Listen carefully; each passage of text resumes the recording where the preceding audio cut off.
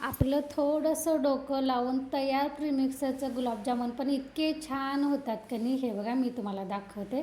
अगदी जवळून बघा, पाक पूर्ण आतपर्यंत मुरलेला, कोणाला समजणार पण नाही की हे तयार प्रीमिक्सपासून बनवलेले गुलाबजामुन आहे. अगदी खव्याचे, ओरिजिनल खव्याचे बनवल्यासारखं दिसतात. हे बघा. तर हे कसं बनवलं की नाही, थोडंसं मी काय बदल केला हे मी सांगते. तर इथं पहिल्यांदा मला पाक करायचा होता, त्यामुळे कुठल्या पातेल्यात पाक करायचं हे अगोदर थोडंसं 2 मिनिट ठरवलं. त्यानंतर पाकाची तयारी चालू केली.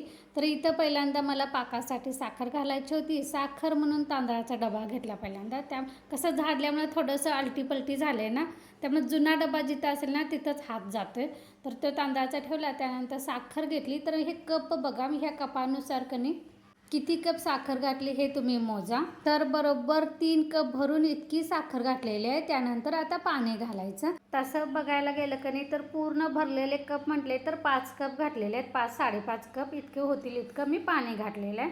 त्यानंतर हे आता गॅसवर मी उकळी करत ठेवलेलं आहे. तोपर्यंत इथं गीता काकी आल्या होत्या. त्या म्हणाल्या मी पीठ कणी मळून ठेवते, तोपर्यंत तुम्ही तिकडं पाक तयार करा. तर त्यांना ते प्रेमिक्स आणि दूध दिलं होतं, कारण दुधामध्येच हे पीठ भिजवायचं. दूध घालल तसं कमीच पडतं ह्या पिठाला, आणि थोडा वेळ झालं तरी असं घट्टपणा येतं. त्यामुळे दुधानं चांगलं मळायचं. त्यानंतर 10 ते 15 मिनिट ते पीठ तसंच ठेवायचं. मी अगदी छोटे छोटे गोळे केले नाही, पेढ्यासारखे थोडेसे मोठेच केले.